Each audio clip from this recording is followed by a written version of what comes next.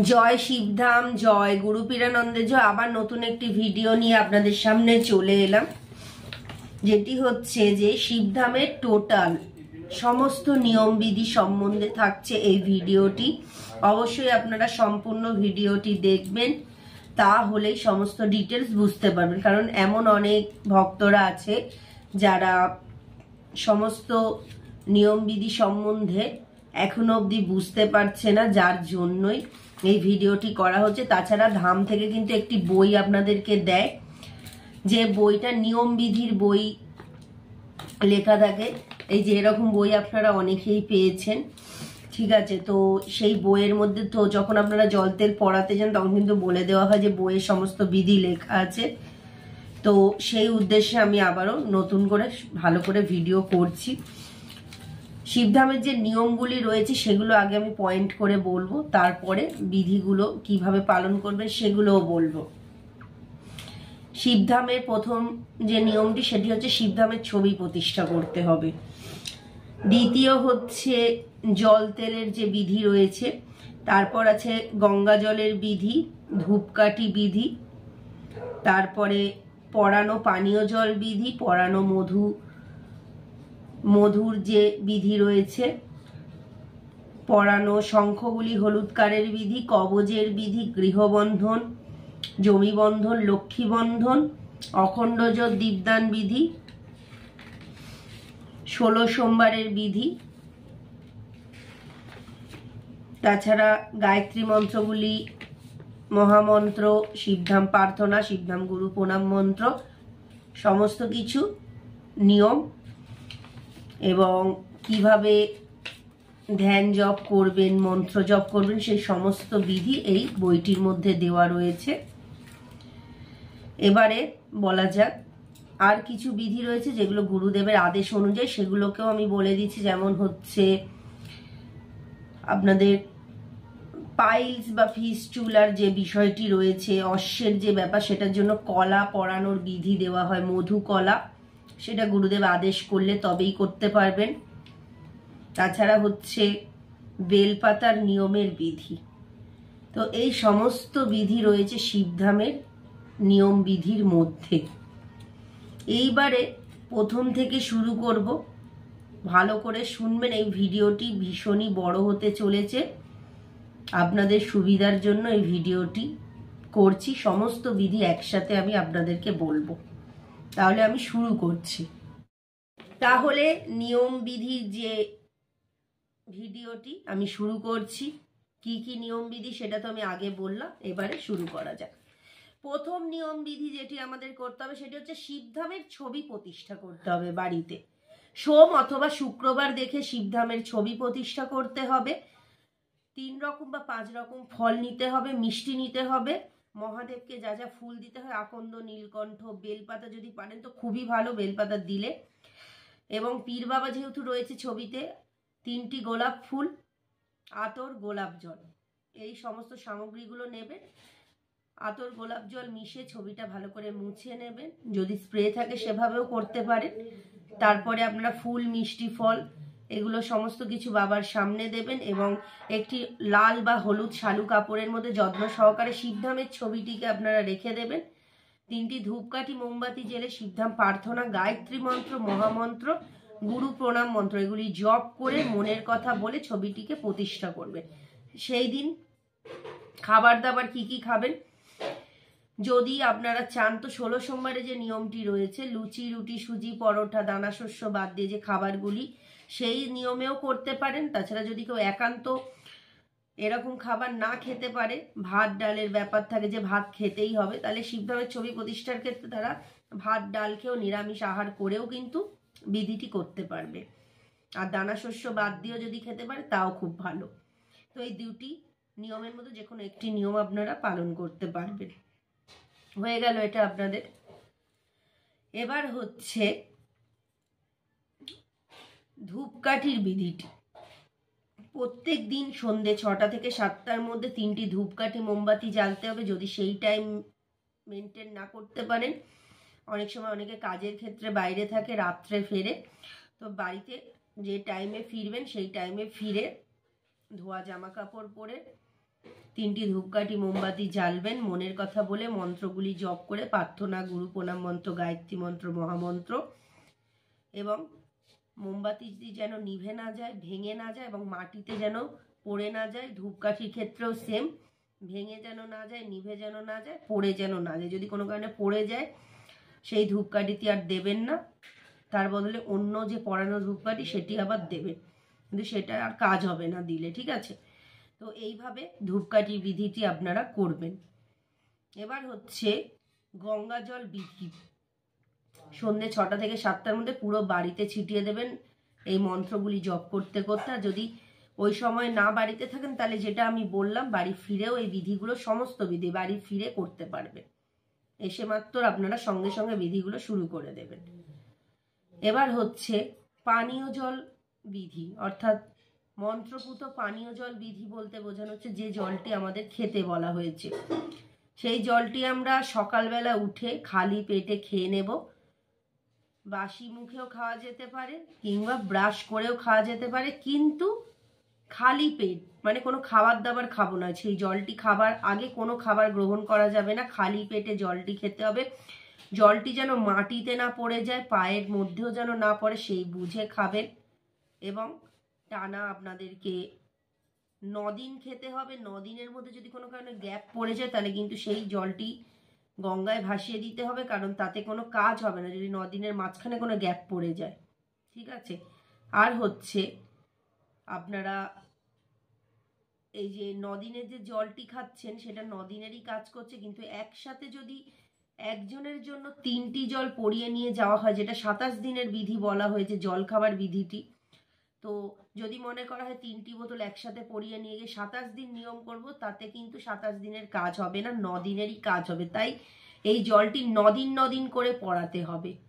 তো 9 দিন আপনারা প্রথমে যখন 9 দিন পরিয়ে নিয়ে গেলেন তারপর তো আপনারা বাড়িতে পরিয়ে নেবেন, সেই বিধিটিও বলা হয়েছে, সেটাও আমি এখানে উল্লেখ করব, সেটা সবার শেষে উল্লেখ করছি।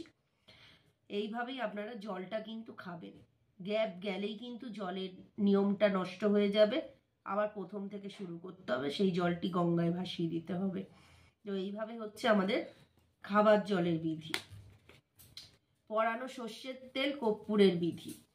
পড়ানো সর্ষের তেল কর্পূরের বিধিটা করতে হবে পরিষ্কার জামা কাপড় পরে, ধোয়া জামা কাপড় পরে, যে জায়গায় ব্যথা সেই জায়গায় মন্ত্রগুলি জপ করতে করতে মনের কথা বলে ব্যথা জায়গাতে লাগিয়ে দিতে হবে।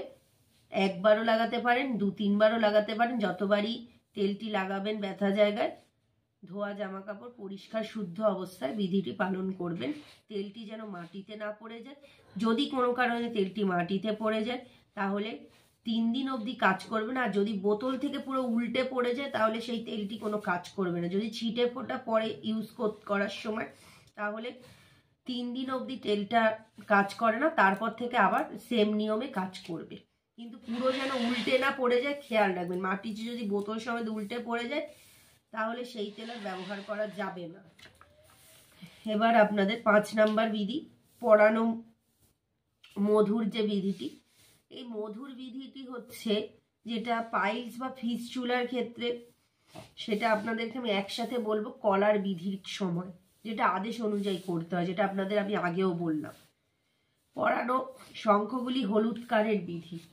সোম অথবা শুক্রবার দিন এই শঙ্খগুলি হলুদ কাঠটি ধারণ করতে হবে, যেটা আপনাদের কর্মের ক্ষেত্রে, কাজে বাধার ক্ষেত্রে যে বিধিটি বলা হয়। শঙ্খগুলি হলুদ কাঠ বিধি কর্মবন্ধন যাদের রয়েছে তারাই একমাত্র এই বিধিটি পালন করবে।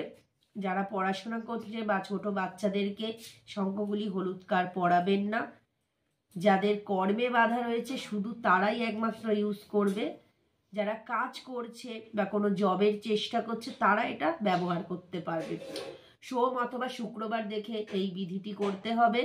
সেই দিন নিরামিষ খেতে হবে এবং পরিষ্কার অবস্থায় পরিষ্কার বস্ত্র পরে পুরুষদের ডান হাতে, মহিলাদের বাম হাতে ধারণ করতে হবে। নিরামিষ আহার খেতে হবে।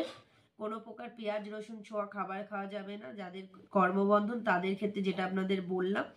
আর হচ্ছে এই শঙ্খগুলিটি আপনারা 3 মাস পর পর কোনো শিব মন্দিরে গিয়ে বা যে দেবতার সঙ্গে, যে ঠাকুরের সঙ্গে মহাদেব রয়েছে, সেখানে পুরোহিতের কাছে গিয়ে নামগোত্র বয়স দিয়ে এই শঙ্খগুলি হলুদ কাঠটি শোধন করিয়ে আবার ধারণ করবেন। 3 মাস পর পর শোধন করতে হবে কিন্তু, ঠিক আছে। যদি কোনো কারণে শঙ্খগুলিটি মানে নষ্ট হয়ে যায়, বা অনেক সময় দেখা যাচ্ছে যে শঙ্খগুলির মধ্যে অনেক সময় গায়ে মানে ফেটে গেছে বা কোনো রকম অসুবিধা হচ্ছে, তো সেক্ষেত্রে কি করতে হবে, নতুন শঙ্খগুলি যদি নেওয়া হয় তাহলে সেই পুরনো শঙ্খগুলিটি জলে গঙ্গায় ভাসিয়ে দিতে হবে, তারপর নতুন শঙ্খগুলি ধারণ করা যাবে। কিন্তু প্রতি 3 মাস পর পর এমন করবেন না, শোধন করেই আপনারা ধারণ করতে পারবেন, ঠিক আছে। যদি মনে হয় শঙ্খগুলি কোনো অসুবিধা দেখছেন, তাহলে আগে ধামে এসে একবার গুরুদেবের কাছে জিজ্ঞেস করবেন, একবার জেনে নেবেন, তারপরে সেটা করবেন। তার আগে থেকে কিছু করতে যাবেন না, ঠিক আছে। শোধন করে 3 মাস পর পর শোধন করে করে এটা করবেন। আর যে নিরামিষ আহারের কথা বলা হয়েছে, শেষ দিন ভাত ডাল নিরামিষ খেতে পারবেন সম্পূর্ণ। এটার ক্ষেত্রে কোনো শস্য দানা বাদের নিয়ম নেই, ঠিক আছে। বাবার দেওয়া কবচ বিধি, কবচটিও সোম অথবা শুক্রবার দিন ধারণ করতে হবে। স্নান করে পরিষ্কার বস্ত্র পরে পুরুষদের ডান হাতে, মহিলাদের বাম হাতে ধারণ করতে হবে। হাতে অথবা গলাতে এই কবচটি ধারণ করা যেতে পারে, ঠিক আছে। সেই দিন সম্পূর্ণ নিরামিষ খাবেন। নিরামিষ বলতে যেটা আমি শঙ্খগুলির ক্ষেত্রে বললাম সেই রকম ভাবে, দানা শস্যের কোনো ব্যাপার নেই। পেঁয়াজ রসুন আমিষ জাতীয় খাবার বাদ দিতে হবে।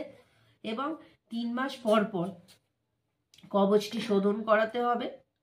শঙ্খগুলি হলুদ কাঠটা যে নিয়মে শোধন করাবেন, শিব মন্দিরে গিয়ে পুরোহিতের কাছ থেকে শোধন করাবেন। আর হচ্ছে কবচটি গলায় পরলে বেশি ভালো কাজ হয়। যদি গলায় প্রবলেম থাকে তাহলে হাতে পরবেন, কিন্তু কোমরে ভুলেও পরবেন না। এবং কবচটি আপনারা মরা বাড়ি, আতুর বাড়ি, অসৌচ সমস্ত কিছুতে আপনারা কবচ ধারণ করে থাকতে পারবেন। এমনকি শ্মশানেও আপনারা যেতে পারবেন যদি কোনো পরিচিত ব্যক্তির কিছু হয় বা নিজেদের ক্ষেত্রে কোনো প্রবলেম হয়। কবচ গা থেকে খুলবেন না, শোধন করার দিনটা গা থেকে খুলে শোধন করে আবার সঙ্গে সঙ্গে করবেন, মানে ধারণটা করবেন। আর শোধন যেদিন করবেন সোম বা শুক্রবার দেখেই শোধনটা করবেন। 3 মাস পর পর কবচটি কালো কার, সোনার চেন অথবা রূপোর চেন যদি ধারণ করেন, কালো কারে করবেন, লাল কারে নয়। আর সোনা অথবা রূপোর চেন যদি চেনের মধ্যে ধারণ করেন, সোনা অথবা রূপো, সিটি গোল্ড, রোল গোল্ড, অন্যান্য কোনো চেনে ধারণ করলে কাজ হবে না। এটা হচ্ছে কবচের বিধিটি, ঠিক আছে। এবার হচ্ছে বাবার দেওয়া গৃহবন্ধন বিধি। সপ্তাহে যে কোনো দিন এটি করা যেতে পারে, তবে যে বিধিগুলো করবেন মনে রাখবেন, আপনারা কিন্তু রোববার দিন এই বিধিগুলি করবেন না, কারণ রোববারকে নির্ফলা বার হিসাবে ধরা হয়েছে। সেই কারণেই রোববার দিন এই বিধিগুলি করবেন না। বিধিগুলি করবেন না বলতে, যেমন যেদিন আপনারা গৃহবন্ধন, বাড়িতে যে ঘরটা বন্ধন করছেন, কিংবা জমি বন্ধন করছেন, কিংবা আপনাদের কবচের তো বলেই দেওয়া হয়েছে, ঠিক আছে। লক্ষ্মী বন্ধনেরও একটা মানে নির্দিষ্ট বার আছে। তো এইটাই বলছি, গৃহবন্ধন বা জমি বন্ধন যখন করবেন রোববার বাদ দিয়ে অন্য যে কোনো দিনই করা যেতে পারে। তো গৃহবন্ধনটি যে রুমটায় আপনারা থাকেন, ঘরগুলো, গৃহবন্ধন বলতে কি বোঝায়? গৃহবন্ধন বলতে যে ঘরগুলো রয়েছে, আপনাদের যে ঘর রয়েছে সেই ঘরগুলোকে গৃহবন্ধন করতে হয়, সেই জন্যই বলা হয়েছে গৃহবন্ধনের কথা। তো যে রুমটায় থাকে, রুমের উঁচু জায়গায় আংটা হুক বা পেরেকে ঝুলিয়ে দেবেন, এবং মন্ত্রপুত একটি কার্ড দেওয়া হয়, সেই কার্ডটি কিন্তু ভুলেও খুলবেন না, সেই সমেত কিন্তু বন্ধনটি ঝুলিয়ে দেবেন। মহামন্ত্র, গায়ত্রী মন্ত্র জপ করতে করতে শুদ্ধ অবস্থায় রোববার বাদ দিয়ে বিধিটি করবেন। ওই দিনও একই নিয়মে নিরামিষ খাবেন, ঠিক আছে, বুঝতে পারলেন। আর প্রত্যেক দিন 3টি ধূপকাঠি এবং ধুনো দেখাবেন। আর যাদের বাড়িতে মা মনসা রয়েছে, ধুনো জ্বালাবেন না, ধূপটাই দেখাবেন, ঠিক আছে। এবার হচ্ছে অখণ্ড জ্যোৎ দীপদান বিধি। অখণ্ড জ্যোৎ দীপদান বিধি বলা হয়েছে ঘিয়ের প্রদীপ জ্বালানোর কথা, যেটা বাড়িতে অনেক বাধা বিপত্তি, অনেক সমস্যা কেটে যায়, অনেক অশুভ শক্তি প্রয়োগের ব্যাপার থাকলে সেটা থেকেও কিন্তু অনেকটাই মুক্তি পাওয়া যায় এই অখণ্ড জ্যোৎ দীপদান বিধির মাধ্যমে। যদি এক মনে ভালোভাবে করতে পারেন তাহলে নিজেরাই বুঝতে পারবেন। তো এই বিধিটি কিভাবে পালন করব আমরা, যে কোনো প্রদীপ আমরা নেব, এবং অখণ্ড জ্যোত দীপদান যেটা করব, সেই প্রদীপটি সরাসরি মাটির সঙ্গে টাচ করে রাখবেন না, প্রদীপের কোনো স্ট্যান্ডের মধ্যে প্রদীপটিকে রাখবেন বা কোনো উঁচু স্থানে প্রদীপটিকে রাখবেন এবং 21 দিন টানা এই বিধিটি করবেন। 21 দিন অবধি ফুল বেলপাতা দেবেন। বেলপাতা পেলে খুবই ভালো, তবে প্রথম যে 21 দিন আপনারা করবেন সেই 21 দিন বেলপাতা দেবার চেষ্টা করবেন, ফুল বেলপাতা দুটোই দেবার চেষ্টা করবেন। 21 দিন আপনারা করবেন এবং সন্ধ্যে 6টা থেকে 7টার মধ্যে। আর যদি ওই টাইমে বাড়িতে কেউ না থাকতে পারে, যেটা আমি আগেও বললাম, তারা বাড়িতে ফিরে সমস্ত বিধি করতে পারবে যে টাইমে বাড়িতে ফিরবে। 21 দিন করবেন এবং টানা 40 মিনিট করবেন। 40 মিনিট হয়ে যাবার পর ওই জ্বলন্ত প্রদীপ থেকে ঘিটি নিয়ে যেখানে যেখানে প্রবলেম রয়েছে, ব্যথা রয়েছে, পায়ের, শুধু পায়ের যে তলার অংশটা, একদম নিচের অংশ, যে মানে আমরা যে পায়ের যে একদম তলার যে অংশটা রয়েছে, যে দেখতে পাচ্ছেন আমাদের পায়ের যে তলা, এই পায়ের তলাটা বাদ দিয়ে মাথা থেকে সমস্ত অংশে আপনারা লাগাতে পারবেন। মন্ত্রগুলি জপ করতে করতে আগেও বলে দিয়েছি মন্ত্রগুলো কি কি, সেইভাবে করবেন। এবং প্রদীপটি যদি পেতলের প্রদীপ হয় তাহলে প্রত্যেকদিন পরিষ্কার করে এই বিধিটি করবেন, মানে প্রদীপটিকে পরিষ্কার করবেন। আর হচ্ছে অখণ্ড জ্যোত দীপদান বিধি যেটা করবেন, 40 মিনিট হয়ে যাওয়ার পর ওই ঘিটা আপনারা তো শরীরে লাগাবেন, সাথে ওখান থেকে ঘি অল্প পরিমাণে নিয়ে আপনারা কিন্তু খাবারের সাথে খাবেন। তবে আমিষ খাবারের সাথে খাবেন না, নিরামিষ খাবারের সাথে বা প্রথমেই খেয়ে নেবেন। প্রথমেই খেয়ে নিলে ভালো হবে, ভাতের সাথে অল্প করে ভাতের সাথে মেখেও খাওয়া যেতে পারে বা রুটির সাথে খাওয়া যেতে পারে। তো এইভাবে এই বিধিটি করবেন। আর হচ্ছে পেতলের প্রদীপ হলে প্রত্যেকদিন পরিষ্কার করে ধুয়ে আবার করবেন। আর মাটির প্রদীপ হলে তো সেটা তো অটোমেটিক্যালি পুরোটাই টেনে নেয়, দেখেছি। এবার যদি চান তো মাটির প্রদীপও আপনারা পরিষ্কার করে করতে পারেন, অসুবিধা নেই। আর অখণ্ড জ্যোত দীপদান বিধি যেটা আপনার প্রদীপটা জ্বলছে, জ্বলন্ত প্রদীপটা কিন্তু নেভাবেন না। প্রদীপটা যে আপনারা জ্বালালেন 40 মিনিট হয়ে যাওয়ার পর কিন্তু নেভাতে যাবেন না, ওটা নিজে থেকে জ্বলতে থাকবে, নিজে থেকেই নিভে যাবে। কারণ হচ্ছে এগুলো তো বাধা কাটানোর জন্য, তো সেই জন্য না নেভানোটাই ভালো হবে প্রদীপের ক্ষেত্রে, ঠিক আছে। তো এর আগেও বলা হয়েছে প্রদীপটা না নেভানোই ভালো। এবার হচ্ছে লক্ষ্মী বন্ধন বিধি। এই বিধিটি শুধুমাত্র বৃহস্পতিবার দিন করবেন, আলমারির লকার অথবা ক্যাশ বক্সে রেখে দেবেন। যেটা আপনাদের কর্মবন্ধন যে ব্যাপারটা রয়েছে বা আর্থিক যে সমস্যা রয়েছে সেটার জন্য কিন্তু এই লক্ষ্মী বন্ধনের আদেশ আসে। তো লক্ষ্মী বন্ধনের বিধিটি এইভাবে করবেন এবং প্রত্যেক দিন লকার বা ক্যাশ বক্স খুলে কিন্তু ধূপ দেখাবেন, বাইরে থেকে দেখাবেন না।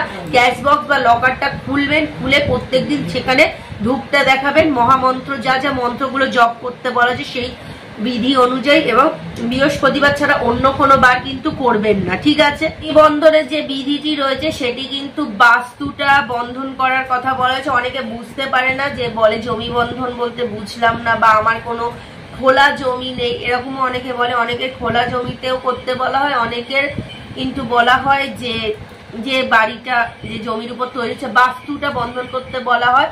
সেটা ডায়াগ্রামটা দেওয়া আছে বইয়ের মধ্যে, দেখে নেবেন, সেটা নিয়েও একটা ভিডিও করা হয়েছে। তো প্রথমে আপনারা চারটে, ধরুন এই বইয়ের এই 4টে কোণ আছে, প্রথমে 4টে কোণের মধ্যে পোতার পর মাঝখানের অংশগুলো পুঁতবেন, যেটা ছবি দেওয়া রয়েছে, এই যে দেখতেই পাচ্ছেন, এই যে চৌকো। প্রথমে এই যে কোণ আছে 4টে কোণে, তারপর মাঝখানের অংশগুলোতে, ঠিক আছে। তো এইভাবে জমি বন্ধন করবেন। আর সেই দিন কিন্তু ওই একই নিয়মে ধূপ জেলে মনের কথা বলে মন্ত্রগুলি জপ করতে করতে আপনাদের জমির মধ্যে ওই যে বিধি অনুযায়ী পুঁতে দিতে হবে, ঠিক আছে। আর ওই দিন নিরামিষ খাবেন, যেভাবে নিরামিষ খাওয়ার কথা বলা হয়েছে। এবার সোমবারের বিধিটিও উল্লেখ করা হয়েছে, যেটি ভিডিওর মধ্যে বলে দেওয়া হয়েছে। তাছাড়া এই 16 সোমবারের টপিক নিয়ে আরো একবার আমি আলাদা করে ডিটেলসে আলোচনা করব, সেটা আমি আলাদা একটি ভিডিও আনবো। কারণ এই ভিডিওর মধ্যে অনেকটা বড় ভিডিও হচ্ছে, তো এখানে পুরো ডিটেলসটা আপনারা ভালো করে বুঝতে পারবেন না। যার জন্য কিছু কিছু আপনাদের বিধি রয়েছে, যে বিধিগুলো সম্পূর্ণ আলাদাভাবে বোঝানোটাই দরকার। কারণ হচ্ছে একসাথে বোঝালে কিছুই বুঝতে পারবেন না। 16 সোমবারের বিধিটি অ্যাড রয়েছে। জপের বিধিটিও আমি এর আগে বলেছিলাম। তাছাড়া আপনাদের উদ্দেশ্যে আমি আরো একবার নিয়ে চলে আসবো এই ভিডিওটি। তো এই দুটি ভিডিও আমি আলাদা করে খুব ভালোভাবে বোঝাতে চাইছি, কারণ এখানে বোঝালে কিচ্ছু বুঝতে পারবেন না সেইভাবে। কারণ অনেক বড় ভিডিও তো, কারণ একসাথে সমস্ত বিধি একই ভিডিওতে যতটা পারছি সব বলে দিচ্ছি, কিন্তু এই দুটি বিধি আমি আলাদা করে বলবো।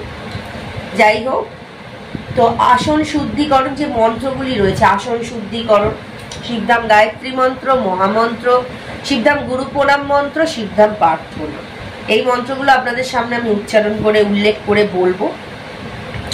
আসন শুদ্ধিকরণ মন্ত্রটি কেমন হচ্ছে, আপনারা যখন আসনের মধ্যে বসলেন, আসনটিকে পাতলেন, আসনটিকে প্রণাম করলেন, করার পরে জ্ঞান মুদ্রায় হাত রেখে ডান হাতে জল নিয়ে 3টি ফু মারতে হবে, মানে ফুক দিতে হবে, যেটা হচ্ছে আসন শুদ্ধিকরণ মন্ত্রটি 3 বার মনে মনে বলে 3টি ফুক দিতে হবে।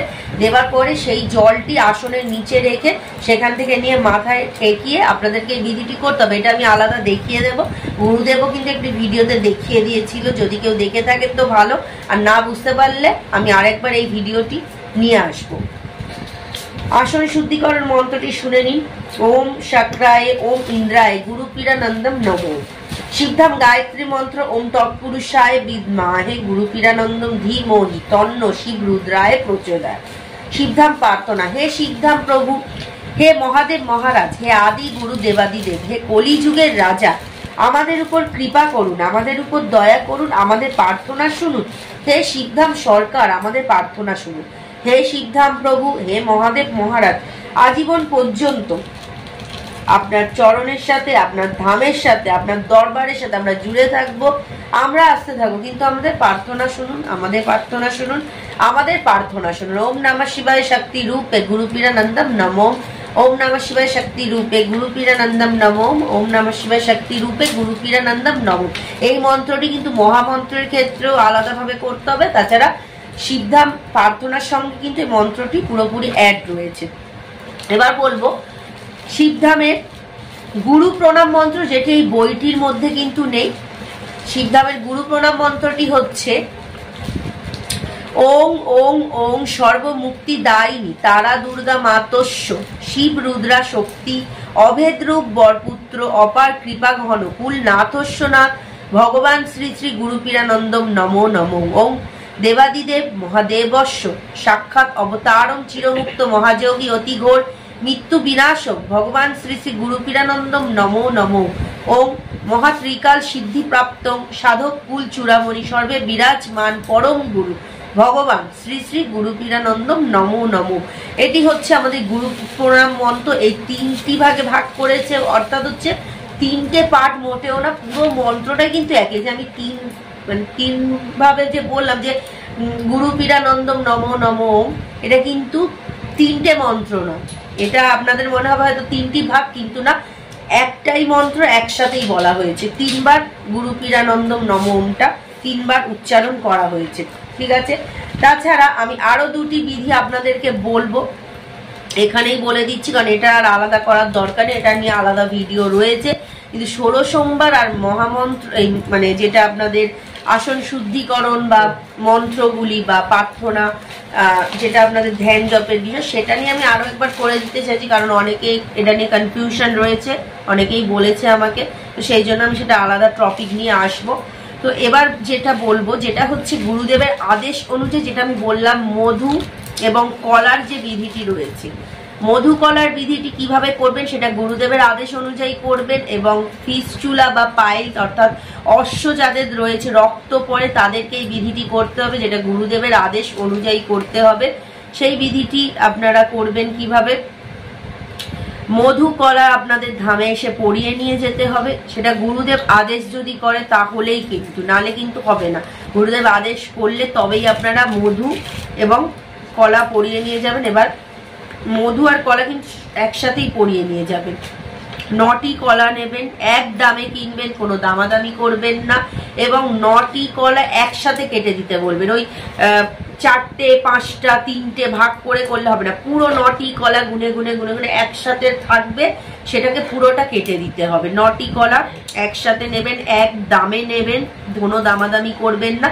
এবং মধু কলা একসাথে নিয়ে কিন্তু মধুটা একটু ভালো পরিমাণে নিয়ে আসবেন। ভালো পরিমাণ বলতে মানে ভালো, যেটা একটু ভালো দামি মধু। উল্টো পাল্টা মধু নিয়ে এলে কিন্তু সেই রকম কাজ হবে না, সেই জন্যই বলা হচ্ছে ভালো মধু নিয়ে আসবেন। তো বিশেষ করে শুনেছি, আমরা জানি ডাবর হানি যে মধুটা সেটা কিন্তু খুব ভালো। তো ভালো ব্র্যান্ডের মধু নিয়ে আসবেন যাতে আপনাদের ভালোভাবে তাড়াতাড়ি কাজ হয়।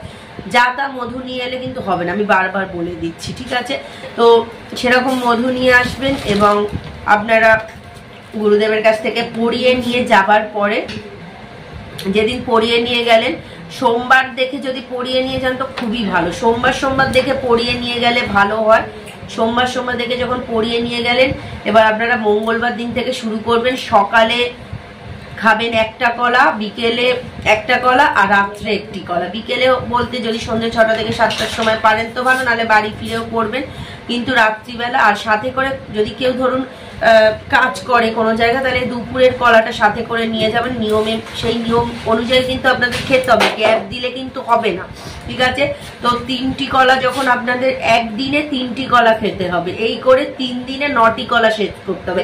একদিনে 3টি কলা, 9 দিনে একদিনে 3টি কলা শেষ করবে, 9 দিন নয়, 9টি কলা 3 দিনে শেষ করবেন, বুঝতে পারলেন? মঙ্গলবার দিন 3টি, বুধবার 3টি, বৃহস্পতিবার দিন 3টি, এই করে 9টা কলা শেষ হয়ে গেল 3 দিনে। এবার আমি বলবো একদিনে 3টি কলা কিভাবে খাবো। খাবার যে নিয়মটি সেটি হচ্ছে, কলাটিকে 2 ভাগে ভাগ করবেন, ভেঙে নেবেন, নেবার পরে মুখে দিয়ে গিলে নিতে হবে। তো সেইভাবে তো একেবারে গেলা যায় না, জল দিয়েও কিন্তু খাওয়া যাবে না। লজেন্স যেভাবে আমরা খাই, লজেন্সের মতো চুষে আমাদের কিন্তু সেটাকে নরম করে দিয়ে গিলে নিতে হবে। কারণ এটা আমি বুঝিয়ে দিচ্ছি, কারণ এইভাবে আমি করেছি, যার জন্যই আমি বলে দিচ্ছি।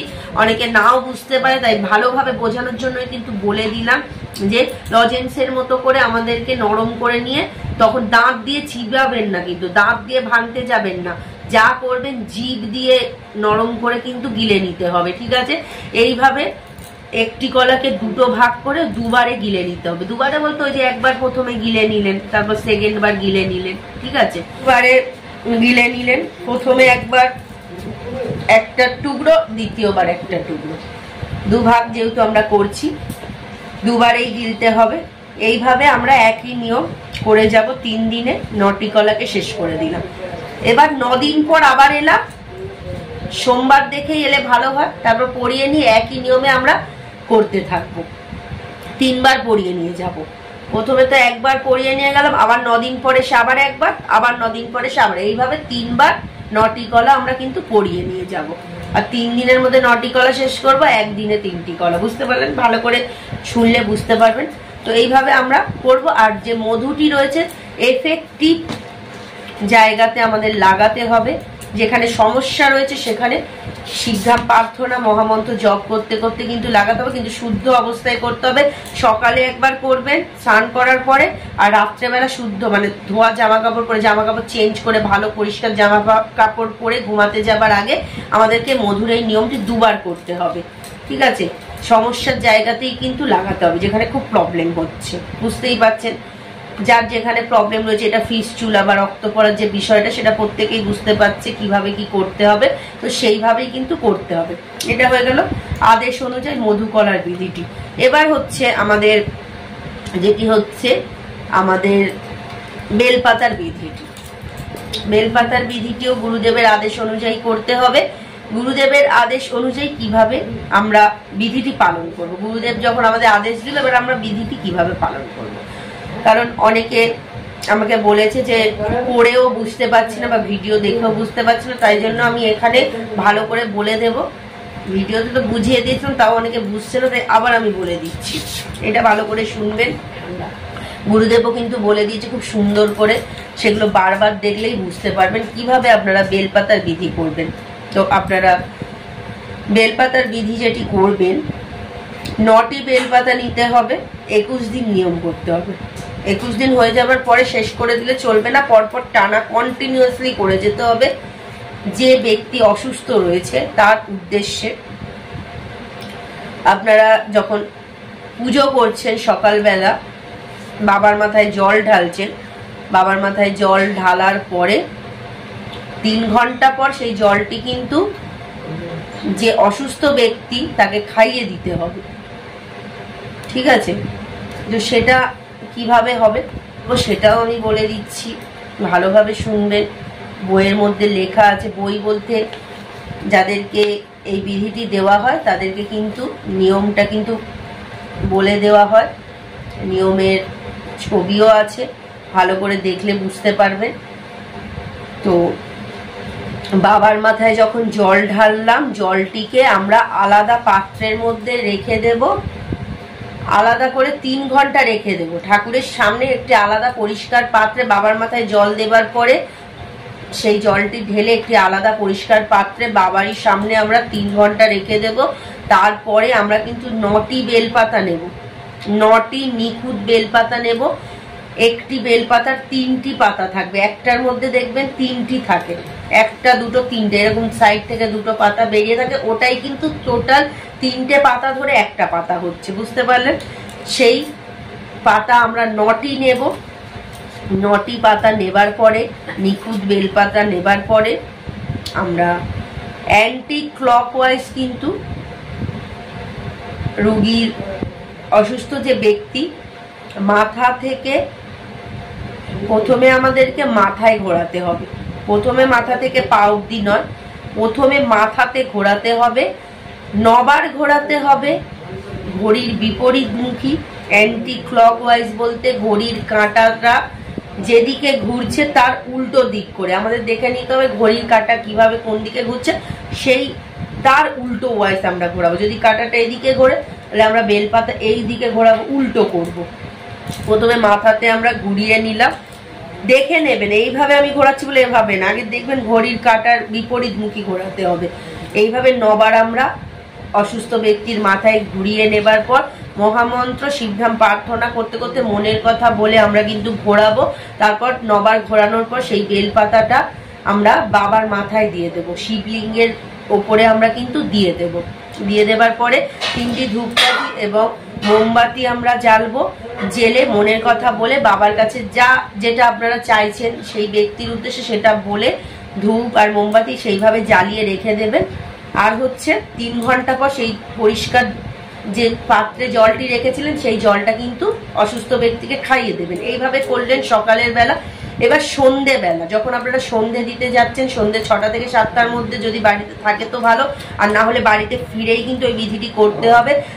প্রথমেই কি করতে হবে, একদম ফার্স্টেই যখন আমরা বাবার মাথা থেকে বেলপাতা তুলবো, তো তার আগে আমাদেরকে 3টি ধূপকাঠি মোমবাতি জেলে শিবধাম প্রার্থনা মহামন্ত্র যে মন্ত্রগুলো বলা হচ্ছে সেগুলো জপ করে মনের কথা বলে সেই 9টি বেলপাতা আমরা তুলে নিলাম। নেবার পরে ব্যক্তির মাথা থেকে পা অবধি টাচ করে করে ঘোরাতে হবে, শরীরের সঙ্গে টাচ করে কিন্তু ওই সেম ভাবে ঘড়ির বিপরীত মুখে অ্যান্টি ক্লকওয়াইজ ঘোরাতে হবে যেভাবে প্রথমে ঘুরিয়েছিলেন। ঘোরানোর পরে আপনারা সেই বেলপাতাগুলিকে একটা থলে বা প্লাস্টিকের মধ্যে রেখে দেবেন।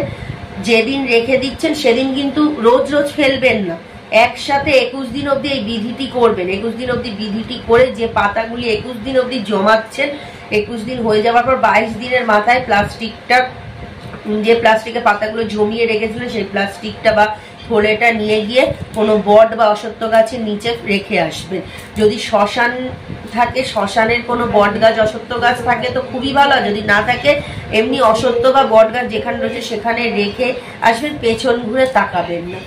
তারপরে আবার 22 দিন থেকে তো আবার আপনি নতুন বেলপাতা দিয়ে নিয়ম শুরু করছেন। 21 দিন হয়ে যাবার পরে জমানো বেলপাতা দিয়ে আসার পরে বন্ধ দিতে যাবেন না, কন্টিনিউ করতে থাকবেন। আবার 22 দিনের মাথা থেকে যেটা শুরু করবেন সেটা আবার ওইভাবেই আবার 21 দিন হয়ে যাবার পর ফেলে আসবেন। 22 দিনের মাথায় তো আমরা আগের পুরনো বেলপাতা যে কটা 21 দিন অবধি করেছিলাম সেটা ফেলে আসবো।